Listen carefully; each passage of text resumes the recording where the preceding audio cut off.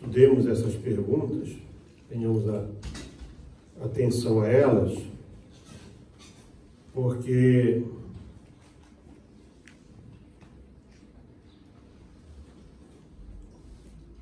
se nós vermos isso, nós vamos poder rapidamente também ser, eu diria, como que alicerçados, né? Estimulados naquilo que nós precisamos aprender da palavra do Senhor.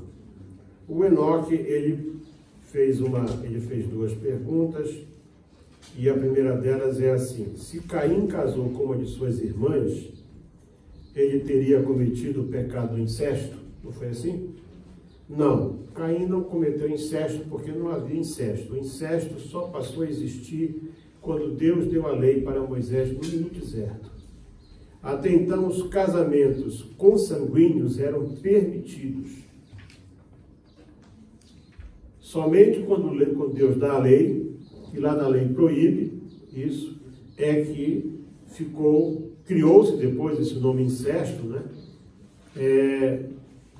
Para o povo de Deus, mas as outras sociedades todas, né, faziam isso, e mesmo hoje, em tempos modernos, ainda há alguns grupos sociais que eles fazem isso abertamente. Mas quando Caim casou com uma de suas irmãs, ou sobrinha, ou sobrinha neta, ele não cometeu incesto, porque a ordem de Deus era que eles crescessem e se multiplicassem.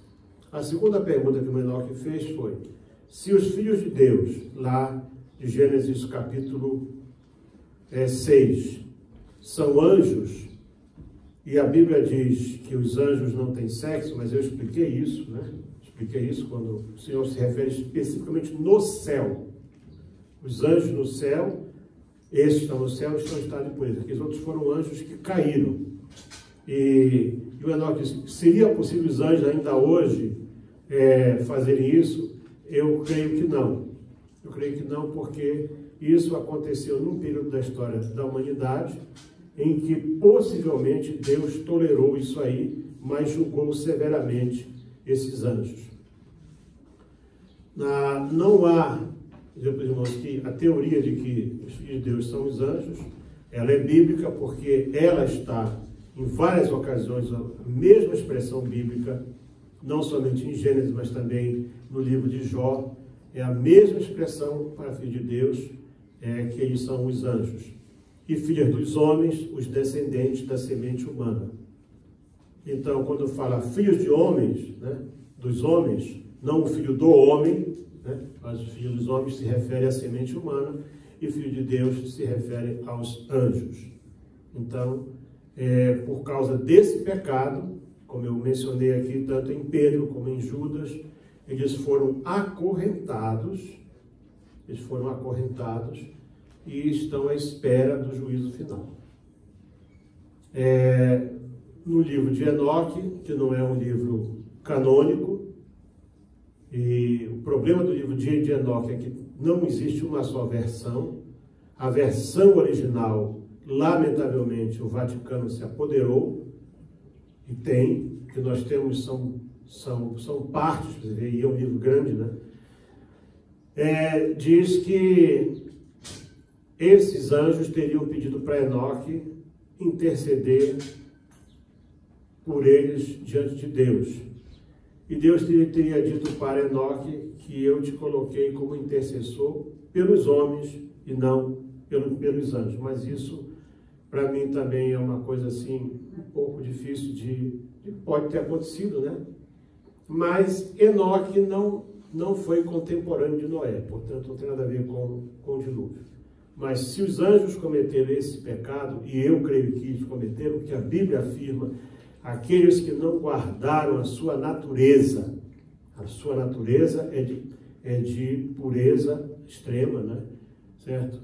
E o Judas é ainda muito mais, diria assim, enfático, forte nesse aspecto. Podemos ver o texto, para nós não ficarmos com dúvidas, podemos ver o texto bíblico, tanto de 2 Pedro como também de Judas, para nós podermos não ficar com essas dúvidas dentro de nós. Devido ao pouco espaço de tempo, eu só posso responder poucas perguntas, né? Vamos ver aqui 2 de Pedro. 2 de Pedro aqui.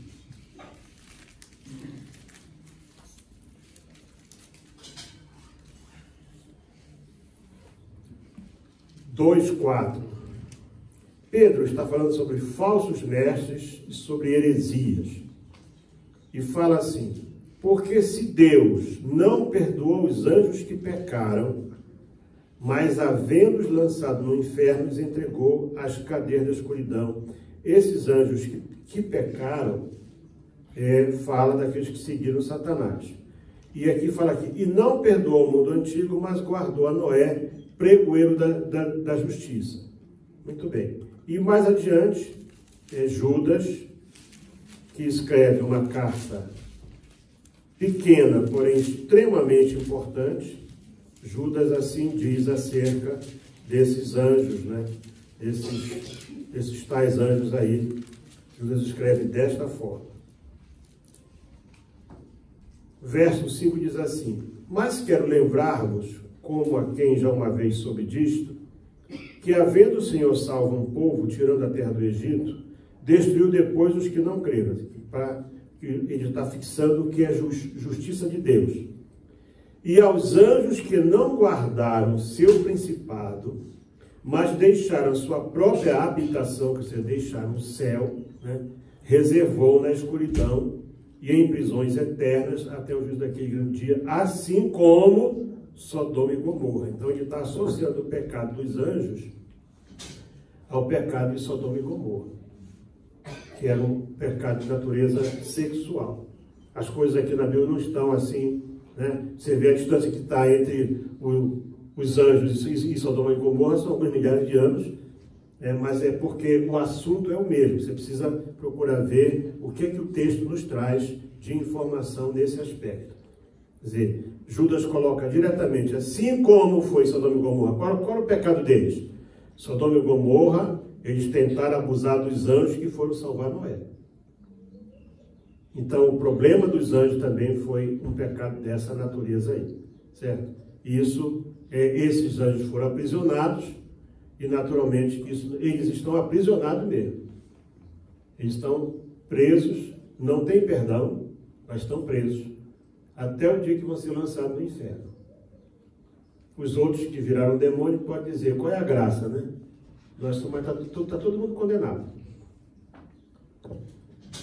Então, meus amados irmãos, alguma outra pergunta rápida, de natureza geral, das aulas que já foram dadas, ou da aula passada? Diga, irmã. Pode chegar mais perto, irmã Sheila. Pode chegar.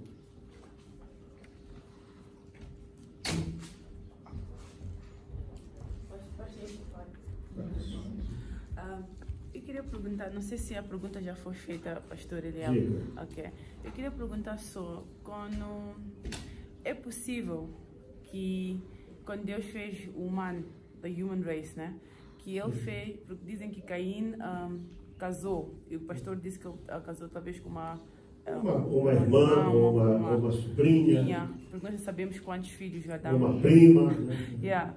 Então eu queria perguntar, é possível que quando Deus fez um homem e mulher, sim, como em Adão e Eva, mas já tinha feito outras pessoas, mas ele fez Adão e Eva para escrever a história dele, como fazer, primeiro homem, não sei se estou a fazer sentido. Sim, está a fazer sentido. Ok. Como Adão e Eva são os primeiros homens que Deus escolheu para que vai sair a nação, para a história de Deus, para nós conhecermos o nosso Deus. E outras pessoas já tinham existido, como eles eram os perfeitos, os exemplos. Eu entendi a sua pergunta. Porque o meu português é... Sim, então eu vou falar em português e a Maia traduz para ti. Okay. Não há nenhuma evidência na Bíblia.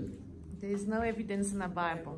de que tenha havido outras pessoas antes de Adão e Eva. That there might have been any other people before Porque Adam and eles Eve. foram criados exatamente no sexto dia. Because they were created on the sixth day. A dúvida que existe, que alguns estudiosos judeus colocam, The doubt that exists that é some que antes de Eva Jewish scholars that before Eve tenha havido uma mulher chamada Lilith. there might have been a woman called Lilith.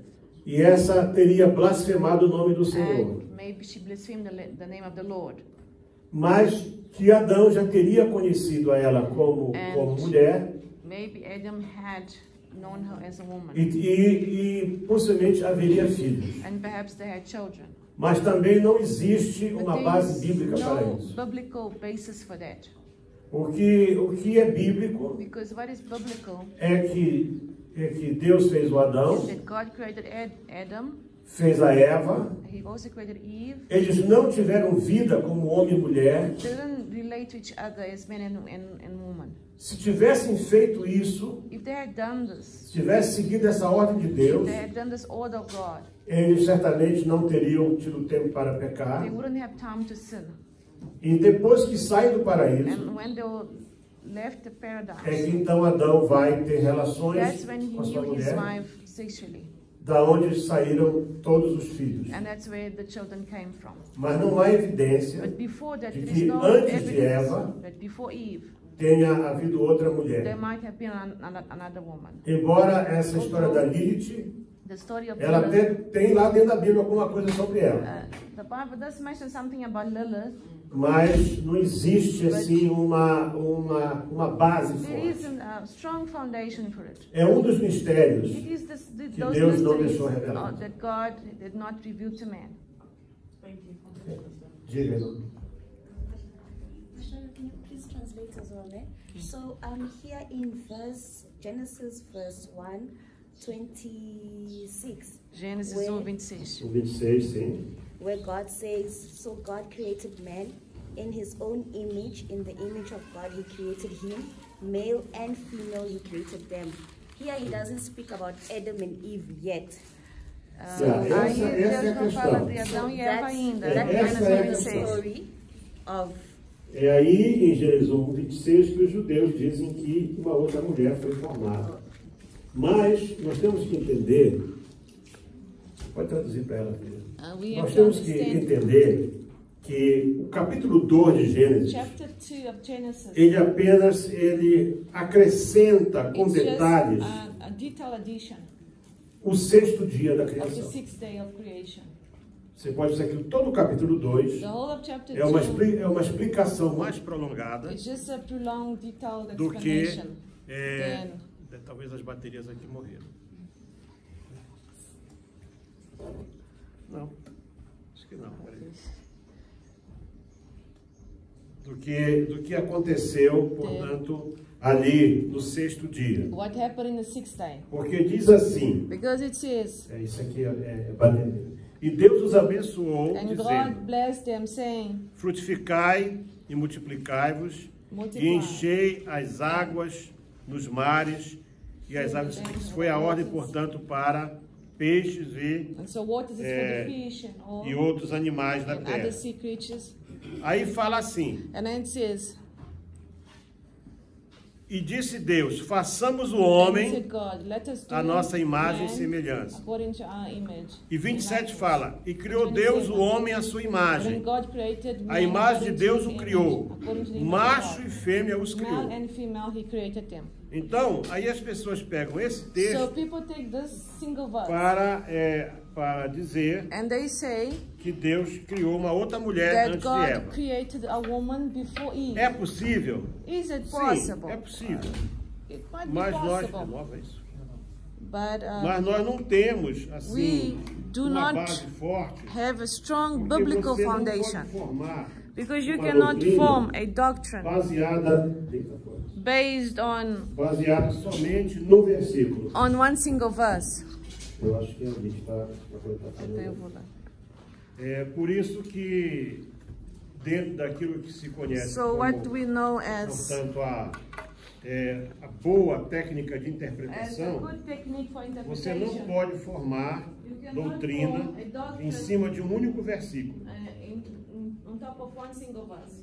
Se Deus criou alguém If God created somebody antes de Eva, Eve, não existe. there is nothing in the Bible. Porque senão teria algo mais detalhado Otherwise, aqui. it would have been mentioned in the Bible. Ok? Muito bem, vamos então à nossa aula de hoje.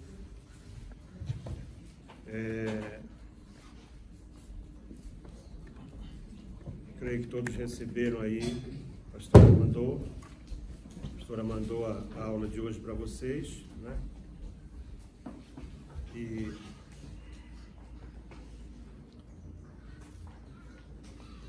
eu acho que receberam também aquela folha que eu mandei sobre, não sei se você mandou para eles, não mandou, né? Aquilo é importante para eles entenderem as datas, é a cronologia dos patriarcas. Não está funcionando, não está, deve ser alguma coisa que falhou aí. Não vamos ficar, ele entra e sai, algum mau contato por aí, assim, nesses cabos aí. Então, hoje, nossa quarta aula, dilúvio, o primeiro juízo de Deus sobre a humanidade, a geração de Noé, mas nós não vamos até o capítulo 10, né? Nós vamos ficar um pouco antes dele. Nesta aula vamos estudar juntos não somente o dilúvio em si, mas principalmente o porquê de Deus ter determinado e feito algo assim. Os fatos que determinaram esse juízo divino, a simbologia da arca com Israel e a igreja, e as diferentes teorias sobre esse acontecimento. Nós temos que buscar essas teorias, porque são várias, né? De como foi o dilúvio, etc, etc, etc. Essa tarde funciona, né? Agora de manhã não é tão necessário. Um dos objetivos do dilúvio foi destruir uma geração pecaminosa. Imagina aqueles homens fortes, né? E aqueles homens extremamente sábios. E Deus viu que aquilo não ia dar certo.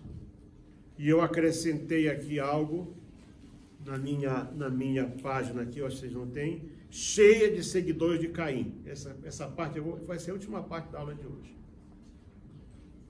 Porque ontem de madrugada o Espírito Santo me acordou e me disse: fala sobre os seguidores de Caim. Até o pastor Júnior, que é um estudioso, falou assim: pai, existe isso? Eu falei: tem, filho. Tem sim. A arca construída por Noé, ela representa ainda hoje um dos maiores desafios feitos por um só homem.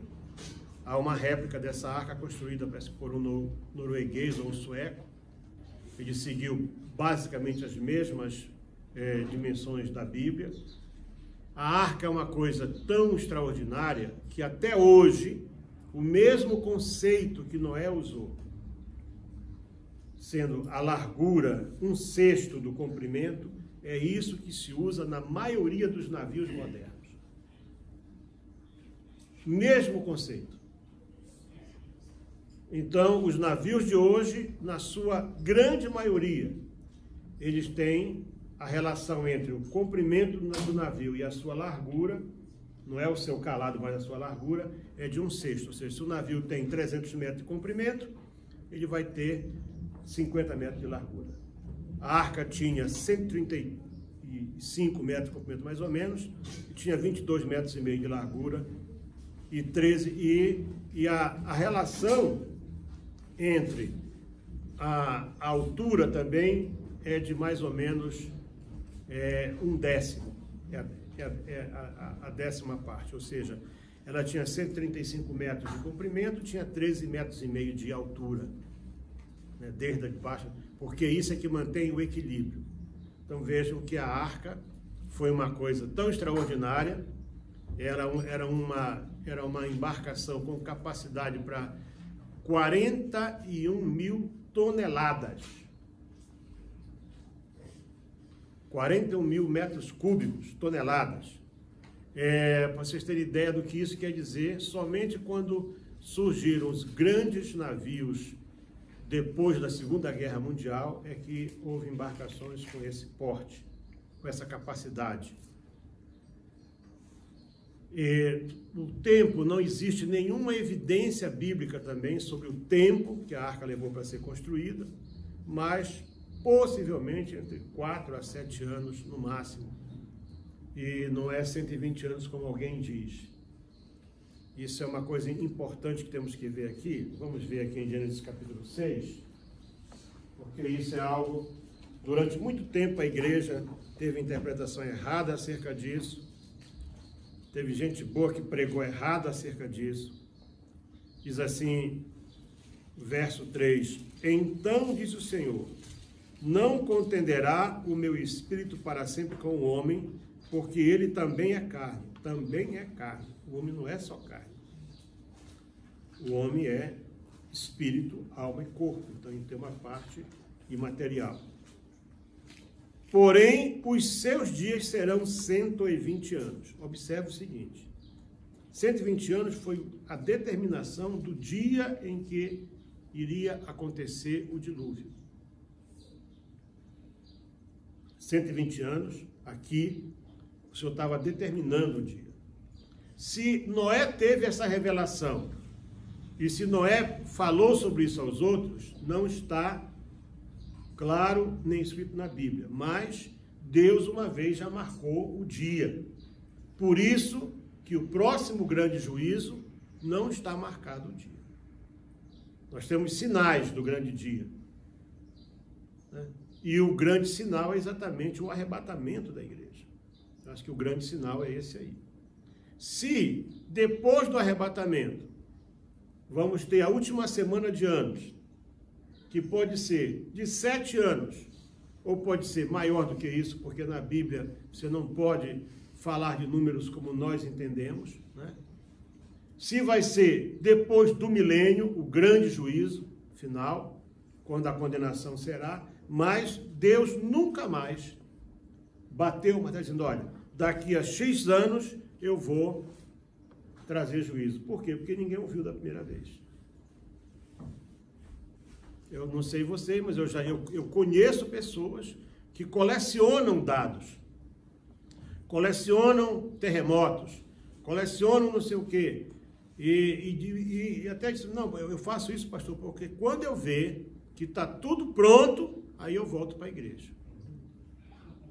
Quer dizer, isso é um malandro, né? Isso é um grande malandro, esse aí. Mas Deus sabe que o homem é assim. Então, naquela altura, Deus disse o quê? Deus, vendo aquele nível de pecado, daqui a 120 anos, eu vou trazer juízo sobre a terra. E viu o Senhor, verso 5, que a maldade do homem se multiplicara sobre a terra, e que toda a imaginação dos pensamentos de seu coração era só má. Quer dizer, não havia nenhum tipo de bondade na terra. Não havia. Só era maldade. Então Deus fala assim, destruirei de sobre a face da terra o homem que criei, desde o homem até o animal, até o réptil e até a ave dos céus, porque me arrependo de os ter feito. E o verso 8, que não é exatamente a sequência disso em termos de tempo, mas sim em termos de acontecimentos, assim, e Noé, porém, achou graça aos olhos do Senhor. Noé era varão justo e reto em suas gerações. Noé andava com Deus. Então vocês vejam o seguinte, de toda aquela geração corrupta, e aqui são os antecedentes, né? É no meio da grande corrupção que se revelam os verdadeiros seguidores, os servos de Deus. No momento das maiores dificuldades, é que os fiéis, os autênticos se revelam. Deus viu que no meio de toda aquela geração só tinha uma família que guardava os princípios que ele dera para Adão ainda lá no Éden. Vocês vão ver que na mensagem, por exemplo, que Deus me deu, ontem eu voltava de uma saída rápida e de repente entrou essa frase como um raio na minha cabeça. Deus estava em Cristo. E foi em cima disso que eu vou ministrar a mensagem de hoje à tarde. Por quê? Porque quando você vê que Deus estava em Cristo, trazendo reconciliação, o homem se desconciliou, o homem se afastou de Deus no Éden e nunca mais parou de se afastar de Deus. Quando Deus viu que não era mais possível, que anjos não podem se arrepender, anjos não podem ser perdoados, não era mais possível porque estava tudo contaminado, era uma geração contaminada. Não é pelo fato de que descendentes de Enos casaram com descendentes de Caim, não. Isso não é o problema. Porque Caim saiu de Deus. Esse não é o problema. O problema está que havia uma raça na terra que não era parte do plano original. Então Deus viu que no meio de tudo isso havia uma família. Família essa a qual o apóstolo Pedro, no capítulo 2 e verso 5, chama de pregoeiro da justiça. Pregoeiro é quem prega. Eu entendo que Noé não apenas vivia, mas ele era um pregador. Talvez ele era o grande louco daquele tempo. Porque ele apregoava com a sua vida, com o seu testemunho. Não havia Bíblia. Não havia nada escrito, não havia talvez ainda nenhum tipo de escrita. Era tudo oral, mas com a sua vida ele apregoava o que era a justiça de Deus.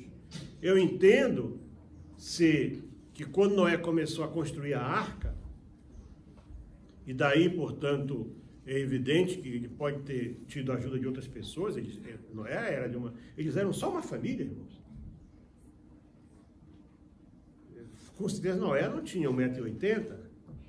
Eles eram homens grandes, né? Muito grandes mesmo, para poder fazer aquilo que eles fizeram. Devem ter perguntado para ele: o que você está fazendo? E ele então disse assim: eu estou construindo uma arca para salvar a humanidade. Porque vai chover. Imagina, as pessoas não sabiam o que era chuva. As águas continuavam como Deus as colocara. Águas embaixo e águas em cima. Uma das grandes provas de que o clima da terra mudou, talvez vamos falar isso só na semana que vem, é quando Noé planta uma vinha e ele se embebeda. Porque o clima mudou. Antes não havia fermentação. Era uma natureza diferente desta agora. Talvez a única geração que era de homens carnívoros era a geração de Caim, porque diz que eles eram caçadores já. Eles eram caçadores. Então vejam que houve assim um afastamento total da vontade de Deus.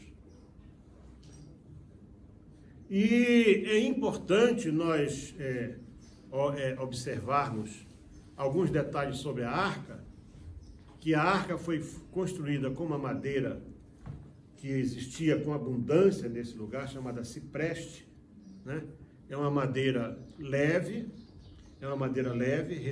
muito resistente a qualquer tipo de água, sol que for. Não é difícil de ser cortada. E havia um material em abundância, chamado betume, que nada mais é do que o alcatrão, né?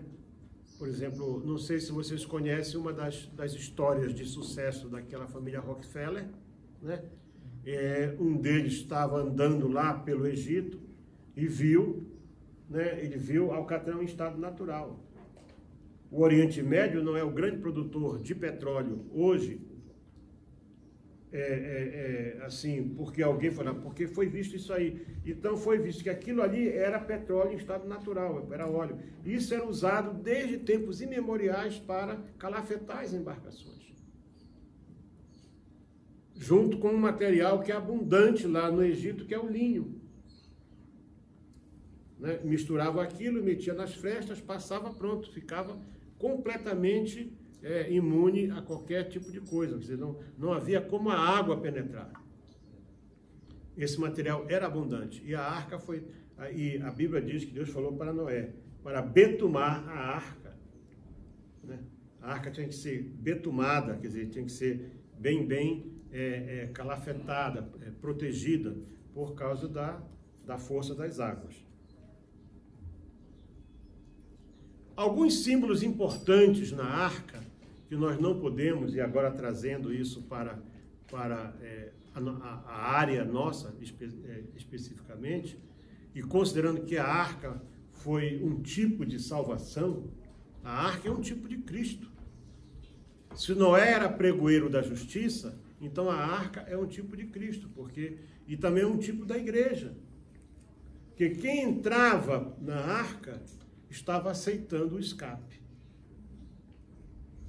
Não se via nada. Não se via nada no céu que indicasse uma chuva, nem possibilidade de que algo pudesse cobrir toda a terra.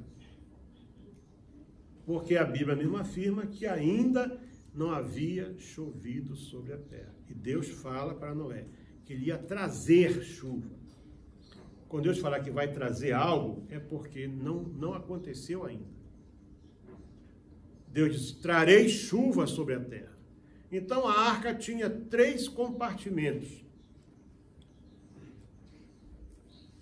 Tinha um andar de baixo, onde estariam os animais, né, que são seres irracionais, e fala da ignorância. Né?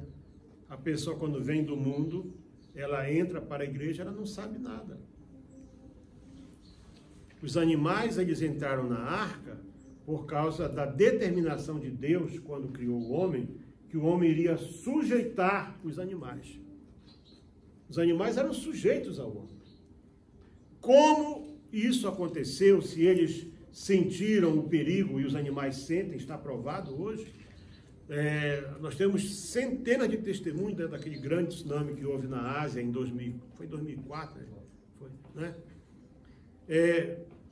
Bandos de aves migraram, milhares e milhares de animais, elefantes inclusive, buscando partes mais altas, enfim, e os homens viram aquilo e não, porque não havia nenhum indício. E nós estamos falando de dias antes, não foi de horas antes. Dias antes, os animais já avisados por Deus, né, por causa da sua natureza, em contato com a natureza, eles escaparam. Eu entendo que o mesmo aconteceu no dilúvio. Eles pressentiram algo extraordinário. Não sei se o irmão Beto lembra, no tempo da guerra em Moçambique, a gente sabia quando ia ter um ataque. E sabe, um ataque em guerra é uma coisa comum. Estou falando da cidade da Beira. De repente as galinhas ficaram doidas, começavam, não sei, corriam pela coisa, gritando e tal, e se escondiam. Daqui a pouco você podia ouvir já os helicópteros e tiros e tudo mais. Vendo isso, quando estávamos lá, é que nós fomos associar com coisas que nós vemos na Bíblia. Como é que os animais, como é que as aves pressentiam algo que não era comum, que não era natural, como, por exemplo, um ataque? Como é que... Porque, por alguma razão que nós não sabemos, os animais têm essa capacidade. E nós, seres humanos, que somos a imagem e semelhança de Deus, nós perdemos de tal forma o contato com Deus, que nós nem sequer atentamos mais para os avisos. Vocês podem imaginar, no meio daquela geração, e eles moravam mais ou menos na mesma região, eles moravam ali na mesma região. Aquela grande comitiva de animais e aves. Por exemplo, os judeus dizem que as zebras, elas são coxas, elas são animais limpos. Nós não sabemos quais são, mas os judeus sabem. Pode imaginar 7 pares de zebras? Me parece que os elefantes também são animais limpos. Enfim, aquela coisa imensa de animais vindo e aves vindo. E mais uma coisa importante, Deus não tinha dado a lei ainda. O que era animal limpo, animal puro e animal impuro? Nós não sabemos. Mas eles vieram para Noé, diz que eles vieram e entraram na arca. Noé não era caçador. Quando a arca ficou pronta, eles vieram. Se a arca levou 7 anos para ser construída, e é o mais provável, isso é apenas uma suposição, certo? A humanidade está com quase 7.000 anos de história no seu total. Isso é uma coisa alegórica, isso não tem um fundamento bíblico lógico, mas vejamos o seguinte: a igreja está na face da terra há 2.000 anos.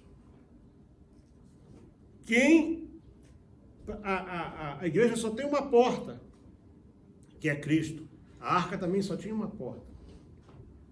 E Deus foi muito claro para Noé: eu vou fechar a porta. A porta, é por isso que a arca é um tipo da igreja também. E as pessoas ouvem a mensagem, elas entram se quiserem. Elas vêm por vontade própria. Ainda que você pegue alguém e empurre para dentro da igreja, o corpo pode estar lá dentro, mas a alma está lá fora. Porque ninguém pode ser forçado à salvação. O estado de estupidez espiritual do ser humano era tão grande que eles não atentaram para o exemplo que Noé era. Qual a informação que Pedro tinha acerca de Noé que nós não temos? É a famosa transmissão oral. Em que a vida de Noé era um exemplo de tal ordem que ele ficou conhecido dentro do conceituário judaico como pregoeiro da justiça. Irmãos, a palavra pregoeiro, para nós pode não ser muita coisa, mas naquele tempo, e depois isso se confirmou, o pregoeiro era a pessoa que pegava um decreto real e ia para a praça ler aquele decreto. Ele era o pregoeiro. Tinha o escriba, que era quem escrevia, e tinha o pregoeiro, que era quem lia aquilo em voz alta. Esse era o pregoeiro. Então, por isso se entende, quando Pedro diz que Noé era pregoeiro da justiça, porque Noé certamente pregou arrependimento para a geração dos antediluvianos. Então, no andar de baixo estavam os animais, que é o primeiro estágio do ser humano quando ele entra.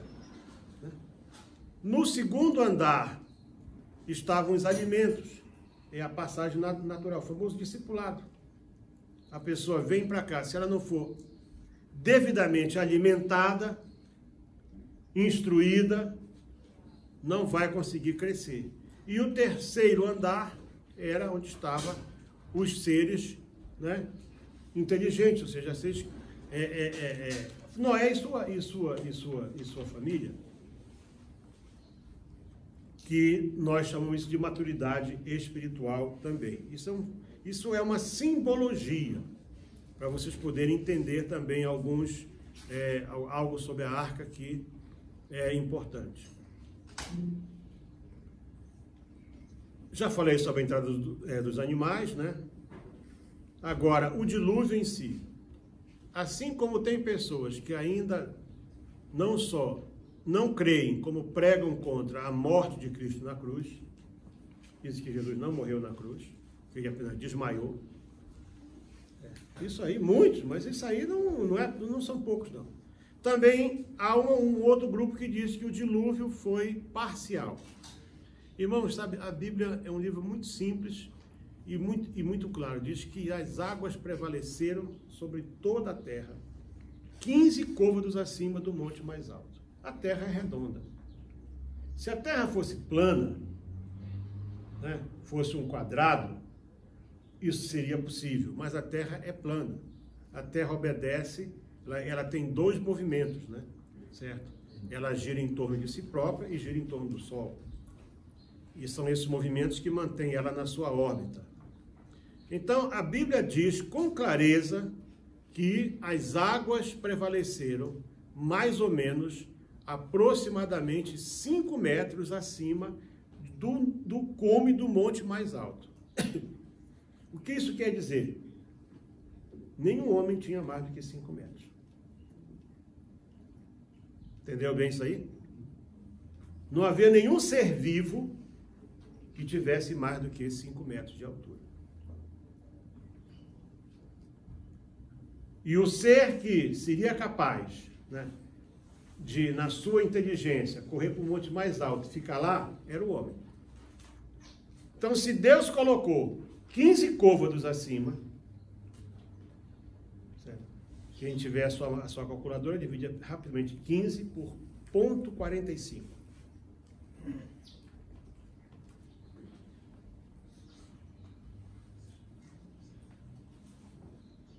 Já? 15 dividido por 0,45. 33. Não, dividido. Ou então vezes, faz vezes então. 0,45. 0,45. 6,75. É. Então, quer dizer, teria mais ou menos 6 metros acima, né, do cume mais alto, que foram 15 côvados. Cada côvado são 45 centímetros. Ou então, você multiplica 15, né? 15 vezes 0,45, para ser mais uma conta melhor. 15 Vezes 0,45. Quanto dá? 6? Pois é. Então, como o lugar aonde a água cobriu foi 6, quer dizer, não tinha nenhum homem com mais do que 6 metros de altura naquele tempo. Vocês podem imaginar, portanto, que quando a Epifraga tinha homens grandes, era homem grande que havia naquela altura. Eu quero falar sobre um assunto muito interessante chamado a teoria da bolha d'água. Quando nós estudamos o começo da história da humanidade, Gênesis capítulo 1 ainda, nós encontramos algo que eu disse assim, quando chegar na altura do dilúvio eu vou falar sobre isso. Quando Deus separou as águas. Verso 9.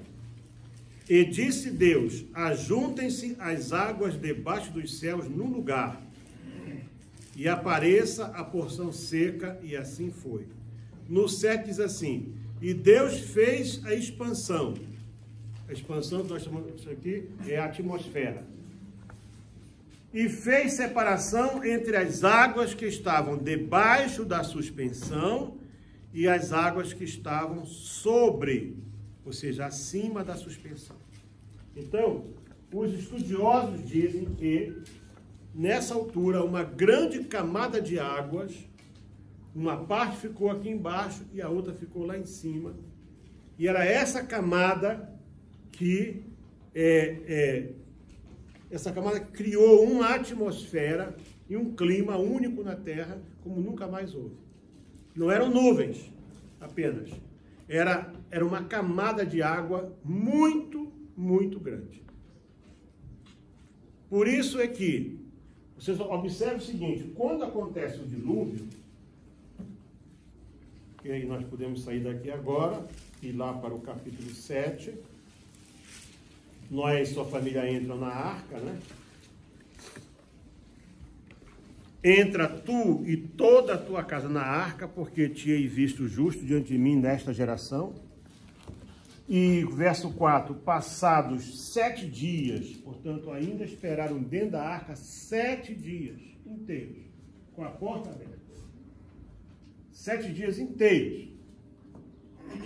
Farei chover sobre a terra 40 dias e 40 noites e desfarei sobre a terra toda a substância que fiz. E fez Noé conforme tudo que o Senhor lhe ordenou. E entrou Noé e seus filhos e sua mulher e as mulheres de seus filhos na arca.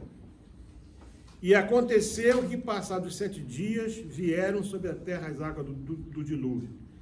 No ano 600, no mês segundo, no dia 17. Depois nós vamos ver bem sobre isso aí ainda.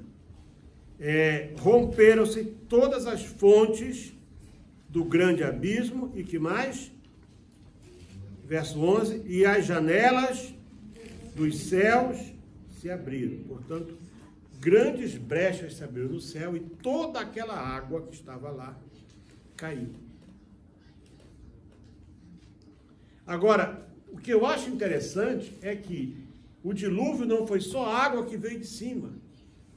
A água veio de baixo também. Ah, pastor, ainda temos exemplo disso, que são chamados os geysers, né? Quando grandes, água com força, tem aquele chamado velho fiel, lá na América, que chega a jogar água a mais de 40 metros de altura a cada X segundos ou minutos. Ainda continua a vir água de baixo, mas imagina você que naquele dia, isso foi uma coisa mundial. Águas vieram de baixo da terra, as grandes fontes do abismo, ou seja, abismo é o mesmo que Sheol, é o mesmo que lugar profundo, sepultura. Águas que vieram lá de baixo, não foi só o mar que subiu, né?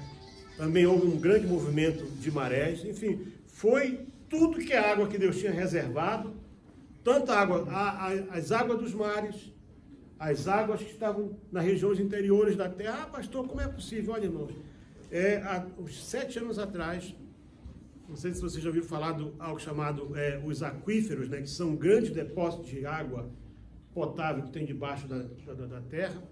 O Brasil tem 2 grandes, tem o aquífero Guarani, que pega sul e sudeste do Brasil e parte ali da América do Sul, e descobriram há 7 anos atrás um aquífero que dá para sustentar a terra toda durante mais de 100 anos, chamado aqui o aquífero Tapajós.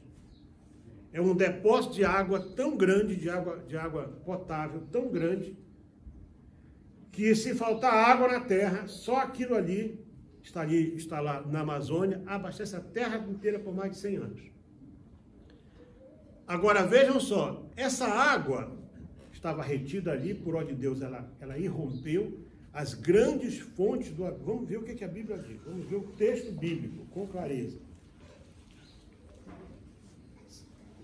Naquele mesmo dia se romperam todas as fontes do grande abismo, e as janelas do céu se abriram. Então, a Bíblia diz que tudo que a água que estava retida debaixo da terra aflorou, e toda a água que estava lá em cima, a expansão que estava lá em cima, caiu. Isso durante 40 dias. Vocês já viram o que uma chuva de 2 horas faz numa cidade grande? 2 horas. Às vezes menos que isso. Agora você imagina 40 dias inteiros isso acontecendo. Então não é difícil acreditar que a terra inteira foi, portanto, coberta por águas. Quando isso aconteceu, formou-se essa atmosfera que nós conhecemos, o sol direto sobre a terra, o que não acontecia antes. Aquelas águas, quando elas minguaram, elas voltaram para a sua posição natural, né, formando, uma vez, lagos e mares, e também esses depósitos interiores que estão lá. Isso é parte do equilíbrio. Não houve mudança no peso da terra. O peso da terra continuou exatamente o mesmo. Não mudou nada. O peso continuou o mesmo. Há um equilíbrio. Então, aquilo veio, né? aquilo voltou ao normal. Você pode ver que a Bíblia diz com clareza que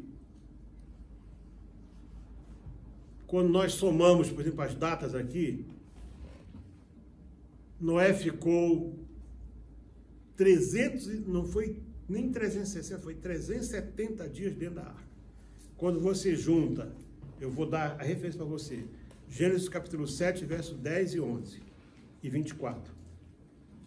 Anote aí, se você não recebeu o que a pastora mandou, para você ver, para fazer a tua somatória. Gênesis capítulo 7, versos 10, 11 e 24. Gênesis capítulo 8, versos 3, 4 e 14. Você vai ver que Noé permaneceu dentro da arca 370 dias. Com 150 dias foi que a arca repousou, a arca parou. E esperou mais ainda 150 dias até que pudesse a terra estar seca. Quando você soma os 40 dias, mais não sei o quê, mais aquilo dá 370 no total, foi o tempo que ele ficou lá dentro da arca. Eu não vou falar hoje nem do corvo e nem da pomba, né? Porque isso ainda é assunto para nós podermos batalhar um pouco mais para frente. Mas para aqueles que desacreditam do dilúvio, se você crê em Deus, se você crê que a Bíblia é a palavra de Deus, e que a Bíblia é a verdade, ainda há cristãos, hoje, isso é uma outra tendência horrível, que dizem que a Bíblia contém a verdade.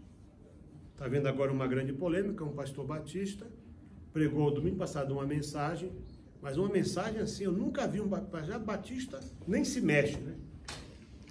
Certo? O homenzinho pulava e gritava e berrava que tem que se reformular a Bíblia. Meio mundo caiu de pau em cima dele e ele agora está achando difícil conseguir explicar aquilo que ele disse. Mas as pessoas dizem, né? Elas querem nos fazer acreditar que o dilúvio não existiu. Eu lembro que alguns anos atrás estavam fazendo uma pesquisa arqueológica no Nordeste do Brasil, no lugar chamado Estado do Piauí, e descobriram uma camada de lodo de mais de 10 metros de espessura, lá no sertão. Já no mundo inteiro, eles descobrem áreas que já foi mar. E vão lá e acham ainda restinho daquelas conchas e tudo e tal. Isso é uma prova evidente de que a Terra foi coberta por água completamente em alguma altura da sua história. Então, a ciência cada vez mais consegue provar que o dilúvio foi real. É claro que todas as culturas da Terra, né, certo, falam de uma grande inundação, mas nada como a Bíblia traz assim. E o dilúvio foi, por quê? Por que nós temos que crer? Porque Jesus citou o dilúvio. Jesus citou Noé.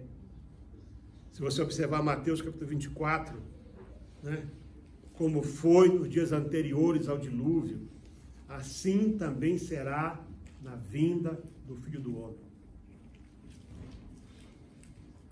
Quem tem essa referência que possa ler? Mateus 24, 37 a 39, rapidinho. Rapidinho. Vocês estão ruim de Bíblia hoje, hein? Vocês já foram mais espertos com a Bíblia. 37 a 39.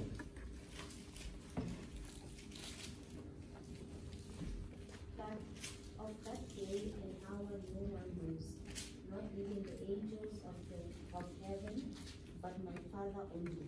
Não, Mateus 24.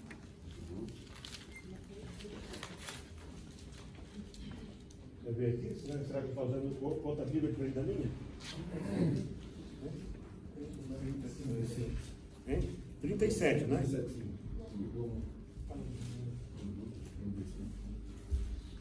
E como foi nos dias de Noé, assim será também a vinda do Filho do Homem.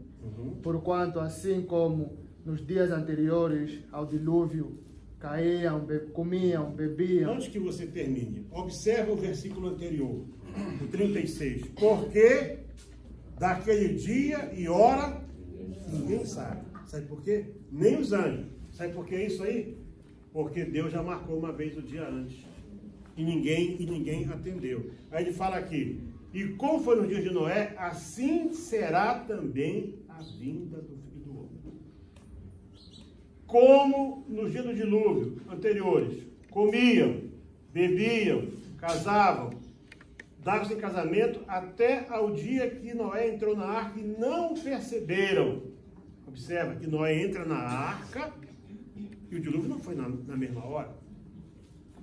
Vejam que o Senhor Jesus, ele reporta com clareza o acontecimento. E não o perceberam até que veio o dilúvio e os levou a todos. Assim será também a vinda do Filho do Homem. Ou seja, não importa os sinais, não importa o pregoeiro da justiça, não importa a existência da igreja, não importa a porta chamada Cristo, certo? As pessoas não vão se aperceber. Jesus usou o dilúvio como exemplo. Vamos ver agora o investigador Lucas, no capítulo 17. O que é que ele diz acerca disso? Lucas, que foi o investigador, ele fala aqui no capítulo 17, da seguinte maneira, verso 22 assim: ele disse aos discípulos: dias virão em que desejareis ver um dos dias do Filho do Homem e não o vereis. E dir-vos-ão: ei-lo aqui, ou ei-lo ali. Não vades nem os iguais.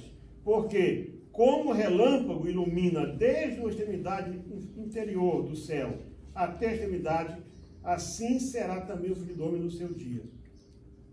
26. E como aconteceu nos dias de Noé, assim será também nos dias do Filho do Homem. Então, meus amados irmãos, o Senhor Jesus usou o dilúvio como exemplo para falar do próximo grande juízo, que vai ser depois que Jesus vier, não vai ter mais salvação. Anotem isso.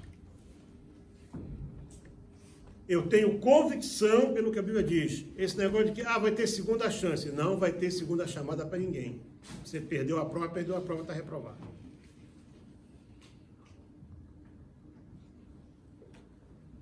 Observa, Jesus é claro. Foi como foi no dia de Noé. Noé entrou na arca, esperou 7 dias, choveu, ninguém mais foi salvo. Assim também será na vinda do Filho do Homem. Quem estiver na arca, chamada Cristo, igreja, salvação, está salvo. Quem não estiver, está condenado. Amém? Eu quero agora, rapidamente, aproveitar esses 12 minutos para falar daquilo que Deus me cobrou ontem de madrugada. Os seguidores de Caim. Mas, pastor, Caim desapareceu do mapa. Caim virou vagabundo, né? Errante. Mas nunca deixou de haver seguidores de Caim. Eu vou apenas usar os mais recentes, né? Eles assim que a gente mais conhece, que estão no Novo Testamento. Assim como Caim foi rejeitado por Deus, porque trouxe uma oferta tardia, ou seja, não usou daquilo que Deus o abençoava para honrar a Deus, da maneira certa. Podemos ver dentro da igreja, desde o tempo de Cristo, pessoas que agem dessa mesma forma. Eu vou citar alguns exemplos para vocês. Quais são os seguidores do Caim? O seguidor do Caim é aquela pessoa que ele não parece ser mau. Ele é uma pessoa boa. Ele é capaz de dar a sua oferta, não falta culto e tal, etc. Mas o que ele dá, ele não dá com interesse de coração. Jesus falou sobre ricos que davam uma oferta e iam para a esquina tocar trombeta. Não é isso? Para dizer que estavam dando. E o Senhor fala o que para eles? Deus não está recebendo. Eles já têm ali. A recompensa deles é aquela trombeta que eles tocaram. E as pessoas que viram. O Senhor fala do rico e do publicano orando no templo. Em que o rico se justificava. E o Senhor diz o quê? Que tudo aquilo que o rico falou, das ofertas, dos dízimos, não servia de nada. E o publicano, que era um gentio, uma pessoa que ele fez a coisa mais, ele se humilhou, ele reconheceu que diante de Deus ele não era nada. Por isso, a oração dele foi aceita.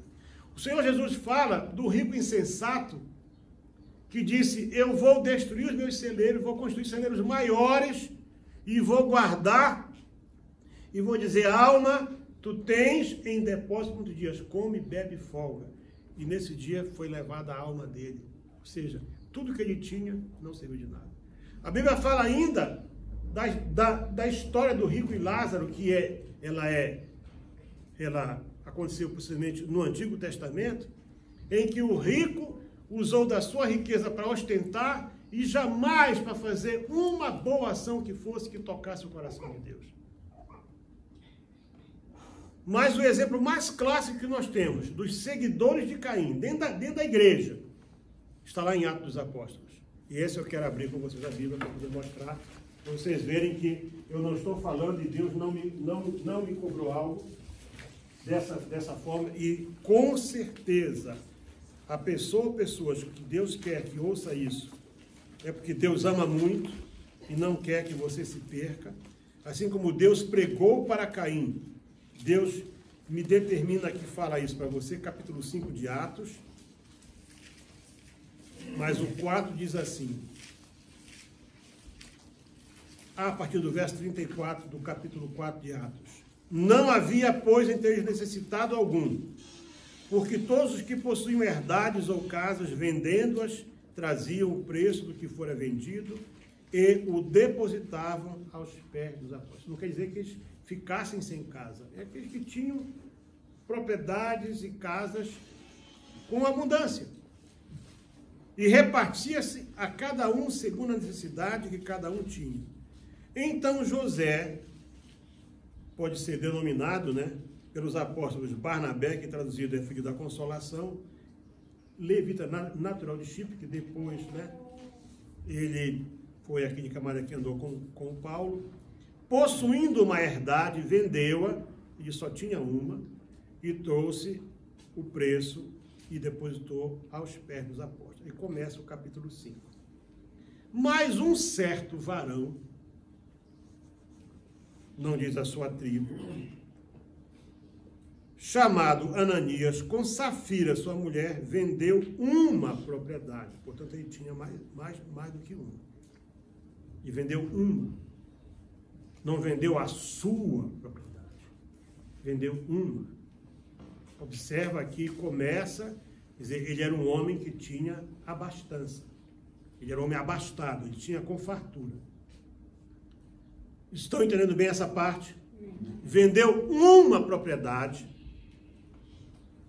e reteve parte do preço, sabendo também sua mulher, e levou uma parte e depositou aos pés dos apóstolos. Então ele traz todo mundo trouxe o que é assim. E lá vem o Ananias, sozinho, com o saquinho dele.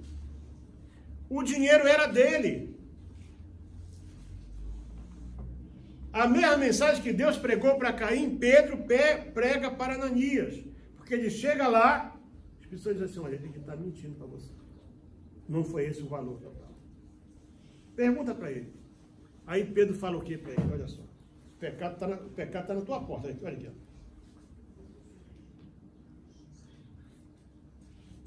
Então disse Pedro, Ananias, por que encheu Satanás o teu coração para que mentisses ao Espírito Santo e retivesses parte do preço da herdade? Guardando-a, não ficava para ti?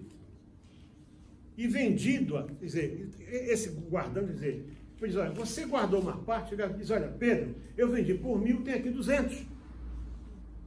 Eu quero dar 200, pronto! Ele estava trazendo aquilo que era voluntário, ele não era obrigado a dar tudo, não havia uma lei que determinasse isso. Mas quando você lida com Deus, e nós estamos tratando de oferta, de voluntariedade, não se pode fazer esse tipo de matemática com Deus. A chance era cair aos pés e dizer, pequei. Mas não, ficou mudo. Ficou mudo. Pedro não falou outra coisa, só disse que o cara morreu. Aí vem a mulher. Por quê? Porque a mulher, ela não tinha a mesma determinação que Deus dava para o homem. Ela era sujeita ao homem. Chega a Safira, né? Toda formosa lá. Mulher do cara que deu a grande oferta. E Pedro faz uma pergunta para ela. Ô seguidora do Caim, 3 horas depois, vê como a Bíblia é detalhista, né? Me diz uma coisa, vocês venderam por tanto aquela herdade? Ela disse, sim. Nessa hora, ela foi alcançada pelo mesmo pecado. Certo, irmão Vitor? Nessa hora, ela foi alcançada pelo pecado. Porque ela concordou com o pecado. Ela pode dizer, não, Pedro, nós vendemos por 1.000, mas lá em casa nós concordamos de trazer 200 como oferta. Bastava isso. Então, o seguidor de Caim é aquela pessoa abençoada que retém aquilo que é de Deus. E ele traz numa altura qualquer. Pode ser com 3 meses, com 6 meses, com o que for, ele traz uma coisa volumosa, imagina, numa propriedade, não é uma coisa, e traz, né? E apresenta como se fosse a sua oferta ou o seu dízimo, aquele valor volumoso. Dízimo, então, eu considero que o pecado é maior, porque quando divide aquilo, se é uma vez por ano, divide por 12, aquilo que era um bando de pássaros vira só uma marrequinha só, de nada. E o nosso dever é receber e orar e abençoar. Mas quem recebe não é o tesoureiro, não é o pastor, não é o diácono. Quem recebe é Deus. Entenda uma coisa, a oferta que você traz no santuário não é para homens, é para Deus. No dia que você puser isso na tua cabeça, você vai compreender a natureza, a essência e o valor daquilo que nós ofertamos aqui dentro. Deus jamais cobrou oferta de alguém. Deus só determinou ofertas na lei para os judeus.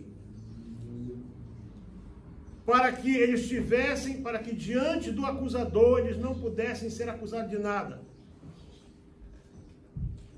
Mas ainda assim, as pessoas acham que podem fazer jogos com Deus. Ontem de madrugada, o Espírito Santo me despertou para falar sobre isso. Primeira vez no meu ministério. Fala sobre os seguidores de Caim. Aquelas pessoas que eu tenho abençoado, que têm com abundância, têm com fartura, mas estão retendo miseravelmente aquilo que já podia ter sido bênção na minha casa para outros. E não estão entregando o que é certo. Eles estão retendo. O volume é grande, é sim. É sim, senhor. Mas estão retendo. Isso foi Deus que mandou eu falar. Eu estou aqui nessa igreja há quase 25 anos e nunca falei sobre isso. Embora eu já tenha falado sobre oferta, sobre Caim, sobre muitas vezes. Mas Deus me cobrou isso. E eu ainda disse para o pastor Júnior, eu vou falar de manhã na escola bíblica, onde estão as pessoas que estão interessadas em aprender a palavra. Cuidado. Isto é um alerta. Caim foi tocado depois que errou. Você está sendo tocado agora antes que o teu erro talvez se complete. Deus não quer você um seguidor de Caim.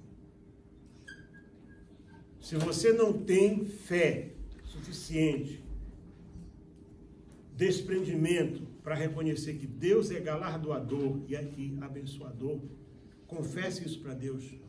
Peça para Ele abrir o teu entendimento. Mas não fique nesse erro, porque isso é uma coisa muito grave.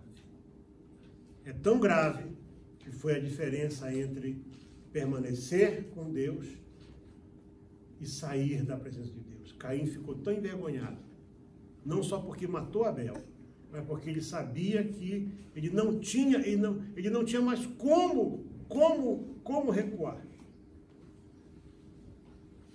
Porque confrontado por Deus, eu dizia hoje para um jovem que vinha comigo, olha, eu vou falar, mas eu vou falar a palavra de Deus. Então, se a pessoa não ouve a palavra de Deus, não vai ouvir conselho de ninguém.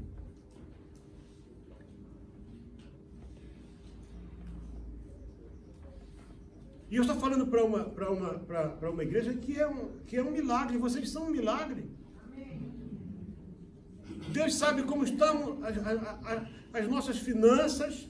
E eu posso falar isso para vocês aqui sem medo. Quando começou esta pandemia, eu tinha uma reserva técnica da igreja de 90 mil rands.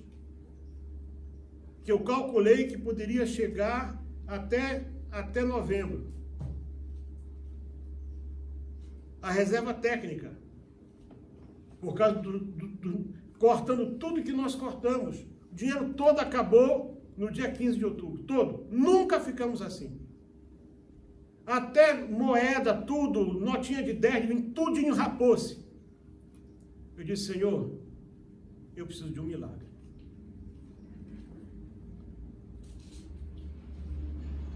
E o milagre já começou a acontecer. Porque assim como Deus mandou, não os amigos de Jó, mas os parentes de Jó distantes, cada um trouxe algo para ele. Deus está dando pessoas distantes para mandar socorro. Deus está mostrando o quê? Ele continua a ser o guardador. Então, Deus sabe que nós temos pessoas aqui dentro da igreja que têm condições de fazerem melhor do que aquilo que estão fazendo. Porque não adianta, irmãos. Não adianta, as contas batem. Olha, nós agora tiramos a guisa para poder cortar o custo de eletricidade. Então, tá para instalar uma guisa solar que nós ganhamos. Uma guisa solar. Para cortar custos. Nós já esprememos o máximo que nós podíamos. O máximo. Para não ter que falhar. Hoje mesmo eu já mandei o salário do pessoal lá de Everton todo. Graças a Deus. Isso aí não está faltando. Mas Deus quer que você... E Deus está falando com quem não está fazendo aquilo que deveria fazer na sua essência. Deus quer que você pense que Ele não quer você um seguidor de Caim. Caim teve a ideia maravilhosa de trazer uma oferta tardia, que Deus não aceitou. Então não cometa esse erro, porque você vai sofrer e Deus não quer que você sofra. Amém? São 9h04. Paramos nossa aula por aqui hoje. Todas as dúvidas anotem. No que vem nós vamos tirar, querendo Deus, aqui com vocês. Amém? E à tarde, não vou dizer para convidar muita gente, porque não pode entrar muita gente, mas à tarde é aquela mensagem. Deus estava em Cristo. Ele está em você? Todo mundo diz que tem Deus. Eu tenho Deus comigo. Não é porque está com cigarro na boca, não é porque está tomando ali um uísque, não. Mas sim porque Deus mesmo não está com aquela pessoa. A pessoa acha que está, mas Deus não está.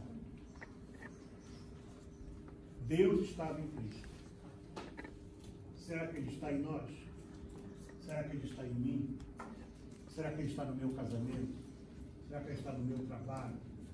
Será que Ele está no meu relacionamento? Muito importante você não perder a palavra de hoje à tarde. Não esqueça, campanha do quilo, irmãos. Se você tiver que optar entre oferta missionária e campanha do quilo, eu prefiro que você invista na campanha do quilo. Amém? Amém. Então Deus abençoe e até logo mais à tarde.